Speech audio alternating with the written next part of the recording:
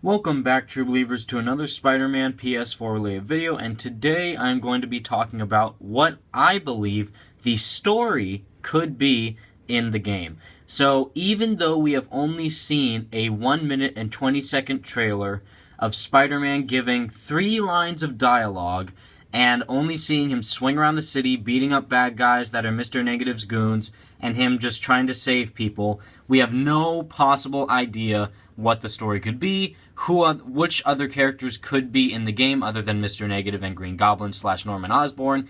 And, with all the videos that I've done already, I'm assuming that we are going to get, supporting characters related to, J. Jonah Jameson, and maybe Aunt May, a love interest, possibly, like Mary Jane or someone like that. So, with all that in mind, and also with all of the original Spider-Man games in mind, like what you're seeing right now of Web of Shadows, and other original Spider-Man games like Ultimate Spider-Man, Shattered Dimensions, Edge of Time, all of those games had really unique and interesting stories that really unfolded the dynamic of what it means to be Spider-Man, along with how he can try and save people in the city that are very important to him, and try and also protect the city that he loves and cares about.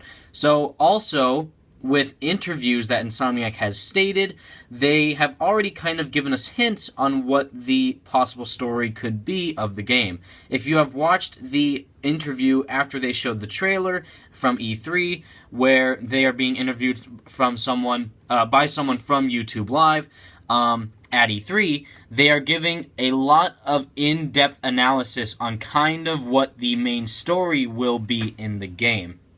Now, what this could be, what I believe it could be at least, is when they say, when they're talking in the interview, they are saying that the narrative of the game is going to highly revolve around Peter Parker and Spider-Man. And they're saying it like they are two different characters, which really intrigues me.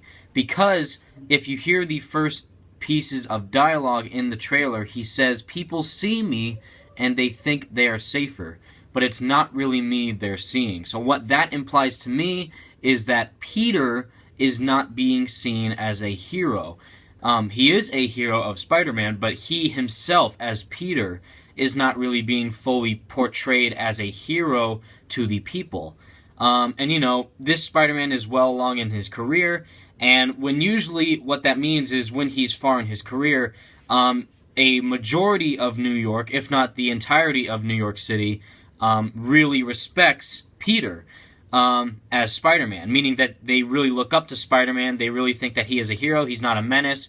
They really like Spider-Man a lot. Kids love Spider-Man. They have Spider-Man merchandise in the Marvel not the cinematic universe, the Marvel Comics universe. Even in there's a one comic with Deadpool, and he's on a subway train or something, and he's talking to a little girl, and then the little girl saying, "You're Spider-Man, right? Why aren't you swinging around?" And then Deadpool is just kind of talking to the girl "Oh, my Webby stuff ran out, and I have to take the train." So it's just little things like that that showcase that Spider-Man, it means a lot to the people of New York City, and he really is a hero. He is a fully fledged hero that the people can look up to and actually feel safe when he is nearby. And also, referring back to the interview that Insomniac did, the head of Marvel Games, Bill Roseman, said a really, really interesting quote where he said something along the lines of, "This is a very deep narrative story revolving around Marvel heroes," and that the beautiful thing that he quoted from was Stan Lee. He quoted Stan Lee by saying that Marvel puts the human in the superhuman. And, the thing with DC and Marvel is that DC's heroes are gods, besides Batman. Even Batman is he's like The Rock in the normal, average human body, but he can do everything like a ninja can, and a fully fledged black belt martial artist and stuff like that. So it's just he's crazy over the top human, almost crossing the boundaries of the laws of physics, but he is the master of everything basically. And Superman's a god pretty much. Well, Wonder Woman is a goddess. Hal Jordan has powers of a god. Aquaman is literally the king of Atlantis. So things like that really showcase that, like, Marvel heroes do a really great job of, like, showing that you could be this hero. This is a hero that you can actually feel like you can be. Whereas, like, I can't feel like I can be Superman because Superman comes from an alien planet who can fly and lift buildings taller and higher than, like, humanly possible. So with, Spider-Man, it's a hero that he is poor, he has high school related problems, and if he's an adult, he has, like, normal daily life problems, like trying to get a job or trying to get paid at his job and trying to, support his financial stability and, provide for his girlfriend and even his family of Aunt May and other people that he cares about, and also trying to save the city while being a hero. And while I am saying all this, I want you to think that in perspective of Spider-Man and Peter Parker in this game. Because I believe if you have played Insomniac's, latest game of Ratchet & Clank, or just the series in general of Ratchet & Clank, it shows a really huge dynamic between friendship and heroism, which is a great dynamic to play upon because of how unique those characters are to one another. And alongside of Peter Parker, it's a really relatable character and lovable character that we have all fallen in love with as kids and have still loved to this day. And the same thing goes when Insomniac was being interviewed. They were saying that once the hero puts on the mask, their problems get even more big and their lives get even more interesting once they become the hero. So they are trying to find out or do a story of who is the hero under the mask, and then who does the man become once they put that mask on.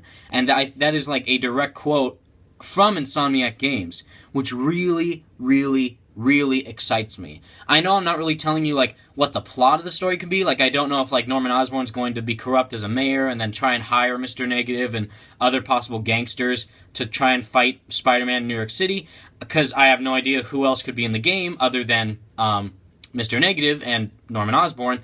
But I mean, like, as a storyline perspective of, like, what the main message is going to be, it's going to be about Peter and his life as a civilian, and also him trying to be the best hero possible for the people of New York City, and trying to be there for everybody to save them, while also trying to prove to everyone else that Peter Parker is just as important as Spider-Man will ever be. And also, when they said who was the man under the mask and who's the man become once they put that mask on, it's going to really show the true dynamic between Peter and Spidey, in the sense that, yeah, Spider-Man is the hero that New York needs, and is the hero that you can actually look up to and feel safe around. But with Peter, it's like he's a nerdy kid, he's very smart, he has a lot of normal people problems that we kind of go through now and again, and they're going to really try and hit that hard, and they even said that that is the main, plot point that they are trying to focus in the game.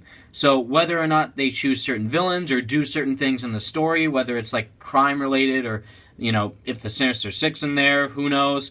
But I think it's going to really revolve around Peter, and I even made a video earlier on saying that the main character of the game is going to be Peter Parker, not Spider-Man. They are the same persons. Peter Parker is Spider-Man in this game. It's not a clone, but I'm just saying that I think that we should really focus on Peter more than Spider-Man. So thank you so much for watching, True Believers. Tune in next time for more Spider-Man PS4 related videos. Peace out.